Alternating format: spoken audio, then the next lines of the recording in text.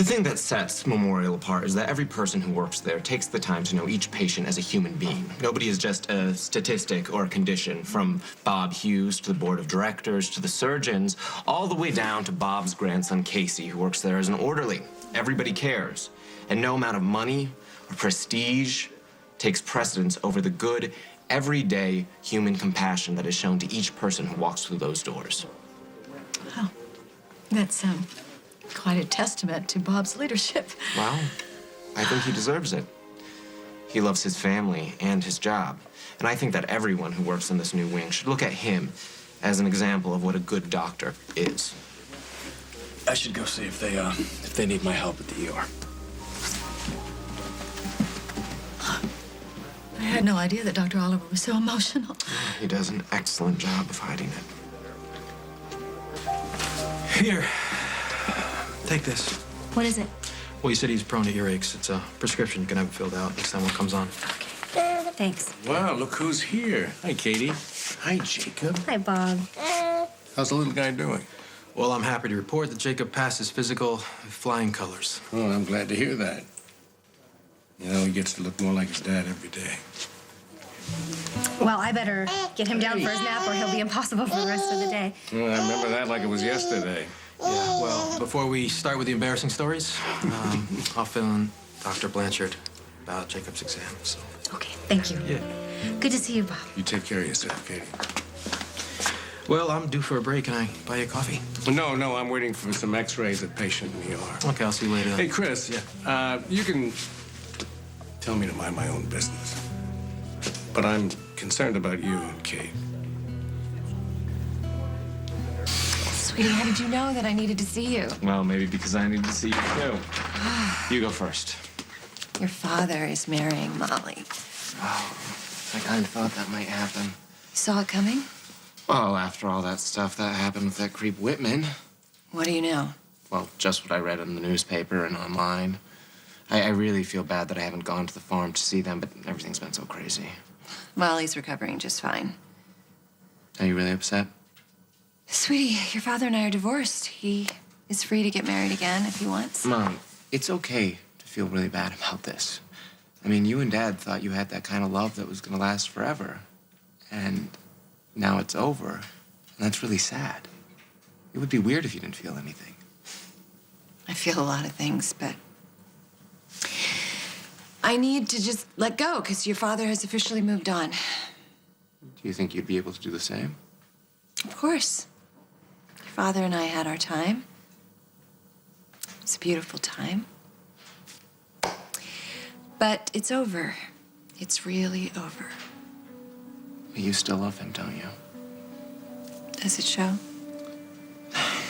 Mom, I feel terrible for you, and I don't want you to hate me for saying this, but if Molly really and truly makes Dad happy, then I guess I just have to wish him well. Unless, of course, there's something you're not telling me. Mom, what do you know that I don't? Your father proposed to Molly on the night of the shooting. Before or after? After. That's kind of strange. There must have been so much going on. Why would he pick such a crazy time? I don't know, sweetheart. I wasn't there. But you think that there's something else going on? I mean, you can tell me, Mom. You were right about what you said before. I still love your father, and I want him back, but if he wants to be with Molly, then I need to find a way to let him go and move forward. Well, I think that's a good plan.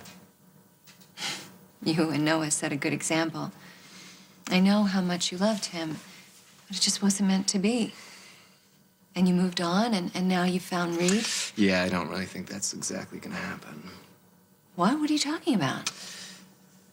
Let's just say we have irreconcilable differences. Look, why didn't you tell me? You let me go on and on about me. I feel terrible. Oh, no, it's okay, don't. Well, do you want to talk about it? There's not really much to talk about. I mean, you know how Reid and I were working together on the new hospital wing.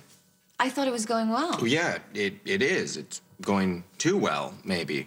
This big corporation is interested in buying the hospital now, so they have all these business people walking around asking questions. It's kind of like there's a microscope on the entire hospital, and Bob doesn't want anything that looks a little dicey.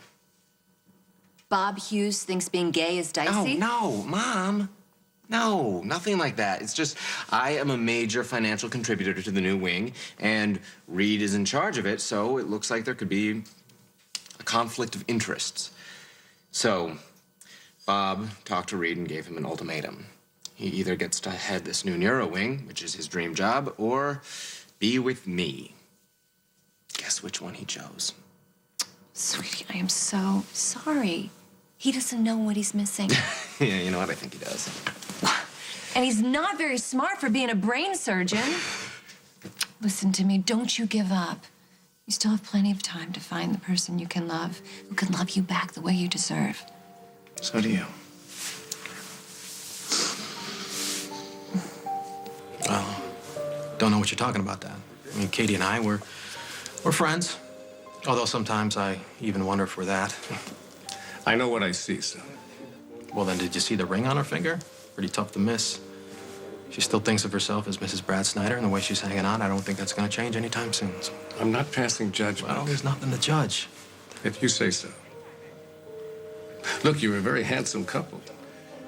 If the situation were different. So I don't understand. You think we're good together, but you think it's wrong. I know Katie pretty well, and your mother looks upon her as family. And I was with her when Brad died.